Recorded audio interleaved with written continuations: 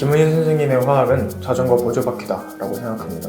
자전거를 탈 때 처음에 보조바퀴가 달린 자전거로 연습을 조금 하면 보조바퀴를 떼어낸 다음에도 혼자 두발 자전거로 얼마든지 다닐 수 있기 때문에 제가 말씀드린 것처럼 김은희 선생님의 화학 강의를 제 화학 공부의 시작으로 한 덕분에 저는 그때 제게 새겨진 공부의 습관, 그리고 또 화학을 공부하는 방법, 그런 것들이 제게 더 깊게 남아서 지금까지도 공부할 때 도움이 되는 것 같습니다.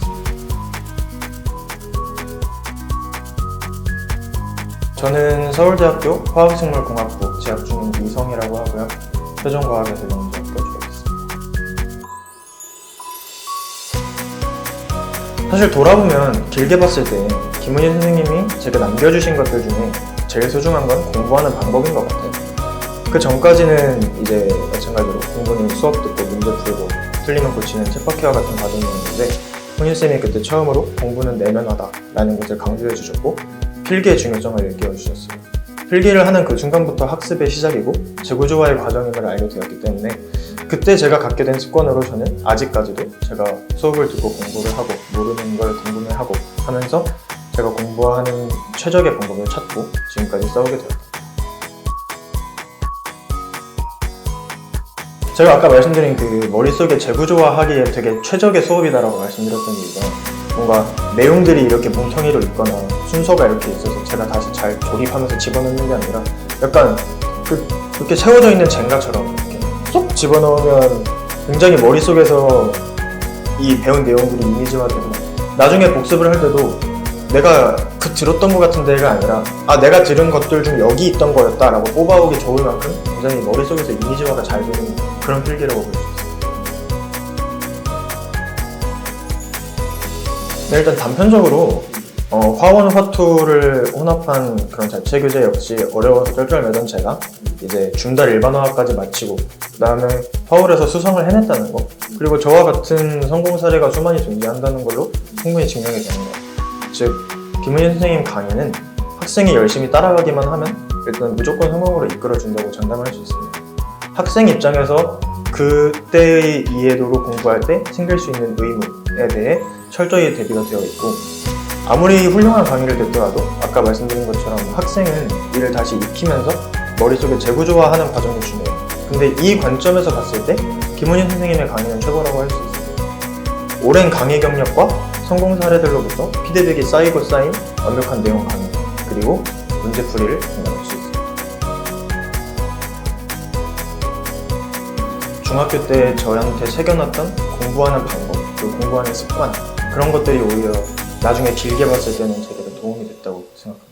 그 전까지 저한테 공부를 한다라고 하면 학교가 됐든 학원이 됐든 수업을 듣고 문제를 풀고 틀리면 고치고 뭐 그런 어떤 쳇바퀴와 같은 과정들이었는데, 이제 훈이쌤 수업 들으면서 이제 공부는 학습이다, 그래도 이제 내면화, 재구조화의 과정이 중요하다라는 것을 배웠고, 또 그런 면에서의 필기의 중요성을 또 깨달았던 게 필기를 시작하는 그 순간부터가 재구조화의 시작이고 복습의 시작이다, 그런 걸 깨닫게 돼서 이제 그때부터 내가 배우고 있는 내용을 내가 받아 적고 또 받아 적는 것뿐만 아니라 내가 나름대로 정리를 하고 하면서 그 순간부터 바로바로 저한테 다시 새기는 그런 식의 공부 방법이 저한테 되게 잘 맞았던 것 같아요. 그래서 그때 저한테 생긴 공부라는 과정에 대한 이해, 그리고 공부하는 방법, 그런 것들이 아직까지도 저한테는 굉장히 깊게 새겨져 있습니다. 실제로 제 진로도 아마 화학과 관련된 분야가 될 거고요.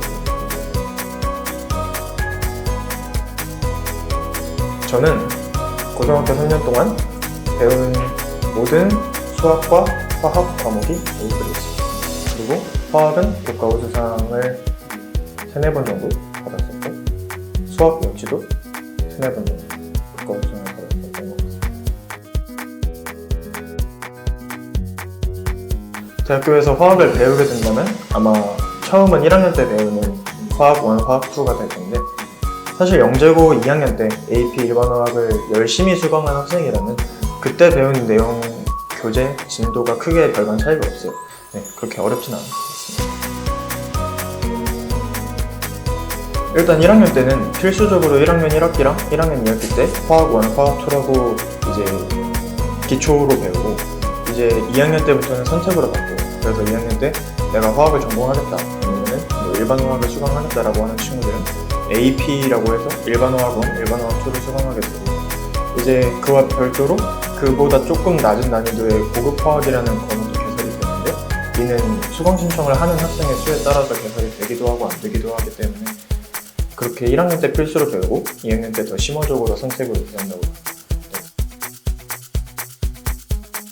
저희 학교는 한 학년에 90명 정도였는데 AP 듣는 애들이 30-40명 정도? 절반 조금 안 돼요. 고3 때는 이제 과학 과목이 세미나라는 이름으로 열려서 화학 세미나, 물리학 세미나 이런 식으로 생기는데, 그때는 정말 이제 내가 화학을 전공할 친구들 아니면 화학과 관련된 대학에 진학할 친구들이 그 중에 화학 세미나를 수강 신청해서 듣는 식으로. 그리고 보통 수업 내용은 이제 심층 면접회를 위주로 수업을 진행해요.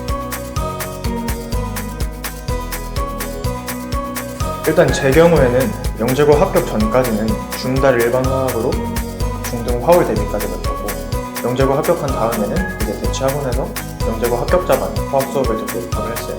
근데 제 개인적인 견해로는 화학을 어디까지보다는 얼마나 깊게 공부하고 들어가냐가 중요한 것 같은 게, 영재고에 합격해서 들어간 친구들이다 하면 사실 화학 선행의 진도 차이는 다 거기서 거긴데, 첫 학기부터 화학이 강점이 되는 친구들이 있는가 하면은 낮은 학점을 받고 재수강을 하는 친구들까지 격차가 생겨요. 제가 생각했을 때 그 차이는 똑같은 진도, 똑같은 단원을 배워도 얼마나 복습하면서 내면화를 했고 얼마나 문제풀이를 하면서 고민해봤는지 그 깊이의 차이인 것 같아요. 굳이 마지노선을 정하자면 화원이랑 화초까지는 보고 들어오는 게 공부하기 편할 거라고 생각합니다. 원래는 이제 우리나라에 과학고들이 있었고 영재고 정책이 생기기 전에, 근데 이제 영재고 정책이 생기면서, 정확히는 과학영재학교 정책이 생기면서 기존의 과학고들, 뭐 서울과학고나 경기과학고, 대구과학고, 대전과학고 같았던 곳들이 과학영재학교라는 명칭으로 바뀌었어요. 그때 과학영재학교 이후에 과학예술영재학교라고 이제 예술자가 들어가는 새로운 이름의 정책이 생겼고, 그 정책의 가장 주요한 목적은 이제 비단 이공계열의 전문가를 양성하는 게 아니라 인문학적 소양을 갖춘 융합 인재를 양성하자라는 그런 궁극적인 목표를 가지고 새롭게 추진된 정책이 과학예술영재학교이고, 이 적용 대상으로 설립된 학교가 저희 세종과학예술 영재학교랑 인천의 인천과학예술 영재학교 이렇게 있다고 보시면 될 것 같습니다. 수업적이나 아니면 의무적으로 참여해야 하는 활동의 비중은 그렇게 크지 않은데, 그럼에도 불구하고 오히려 학생들이 참여하는 예술 활동이 훨씬 더 비중이 크다.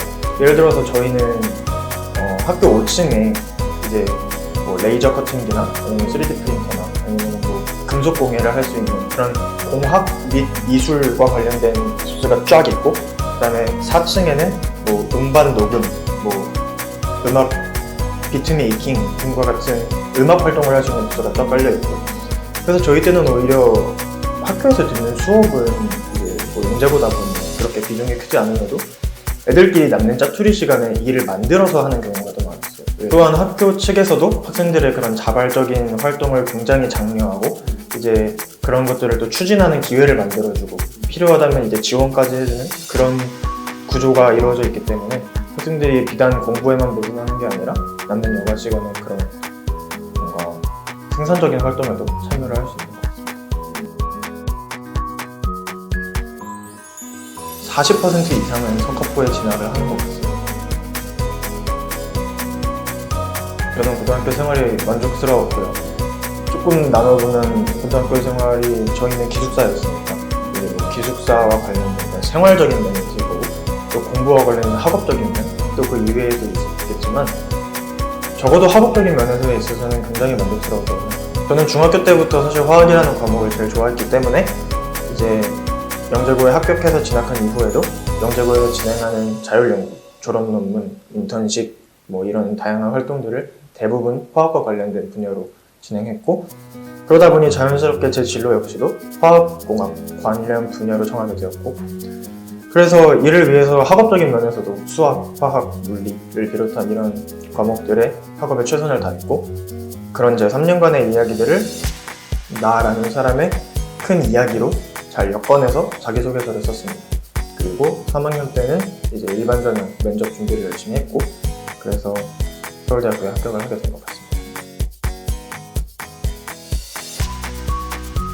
사실 가장 큰 장점은 사람이 어디에 속해 있는가가 중요하잖아요. 그게 비단 학생 때가 됐든 어디에 됐든 사람이 제일 중요한 건 그때 당시에 내가 어디에 속해 있는가, 어떤 분위기의 사람들과 어떤 무리에 속해 있는가가 제일 중요한 것 같아요. 영재고 서울대를 가면 영재고를 나왔다, 서울대를 합격했다, 그런 단편적인 이득들 말고 그 집단에 속해 있었던 경험 자체가 남는다고 생각하거든요. 근데 가장 큰 단점 역시도 거기서 기인하는데, 중학교 때까지 뭐 15년, 16년? 그때의 경험, 뭐 이제 어느 고등학교냐에 따라 다르겠지만 그때까지의 경험을 잠시 접어두고 3년 동안 멀리 갔다 오는 거예요, 사실상. 그리고 3년이라는 시간은 결코 짧지 않거든요.